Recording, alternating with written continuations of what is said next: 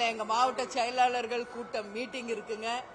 எங்களுடைய மாவட்ட கழக செயலாளர்கள், எங்களுடைய கழக நிர்வாகிகள், தொண்டர்கள் ஆலோசனையை கேட்டு ஒரு நல்ல முடிவை நிச்சயமாக நாங்க அறிவிப்போம் என்பதை இந்த நேரத்தை தெரிவிச்சிருக்கோம்.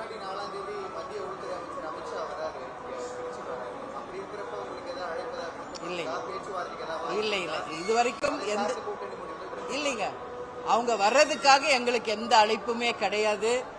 எங்களை பொறுத்த வரைக்கும் தேமுதிகவினுடைய மாநாடுக்கான பணிகளை தான் நாங்கள் செஞ்சுக்கிட்டு இருக்கோம். இதுவரைக்கும் அதிகாரப்பூர்வமா யாரும் எங்களை பேசவும் இல்லை, யாரும் அழைக்கவும் இல்லை என்பதுதான் உண்மை.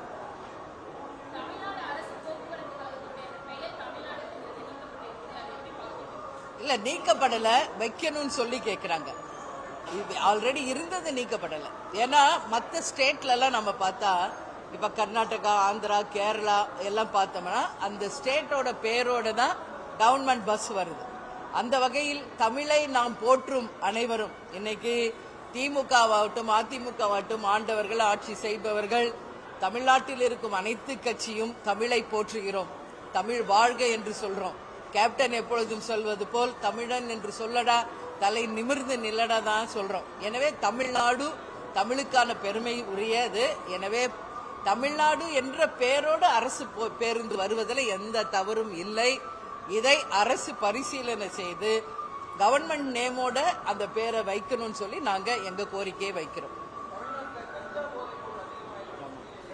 இல்ல, சமீபமா நம்ம பார்த்துக்கிட்டு இருக்கோம், ஒரு வாரமா தமிழ்நாடு முழுக்க அனைத்து இடங்களிலும், சொல்ல போனா எல்லா மாவட்டங்களிலும் இந்த கஞ்சா போதையில சிக்கி இருக்கின்ற இளைஞர்கள் மிகப்பெரிய அளவுல கத்தியில வெட்டுறது, கொலை செய்யறது, மற்றவர்களை மிரட்டுவது, காவல்துறையை அடிக்க பாய்வது, பெண்களுக்கு பாதுகாப்பில்லை, எல்லா இடத்துலயும். இப்ப கூட திருவள்ளூர்ல ஒரு வட மாநிலத்தை சேர்ந்த ஒரு பையனை 4 பேர் சேர்ந்து வெட்டுறாங்க.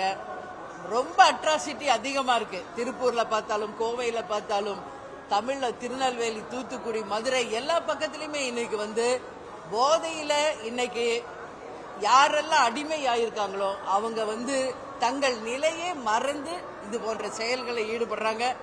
உறுதியாக தமிழக அரசும் அண்ணன் ஸ்டாலின் அவர்களும் இதுக்கு ஒரு ஸ்ட்ராங்கா ஒரு ஸ்டெப் எடுத்து அந்த போதை கலாச்சாரம், டாஸ்மாக் கள்ளச்சாராயத்தை நிச்சயம் அகற்றணும். எதிர்கால சந்ததிகளுக்கு, அதுவும் எஸ்பெஷலி இளைஞர்களுக்கு, மாணவர்களுக்கு ஒரு நல்ல தமிழ்நாடை உருவாக்க வேண்டியது ஒவ்வொருவருடைய கடமை. இது கண்டிக்கக்கூடிய ஒரு விஷயம்.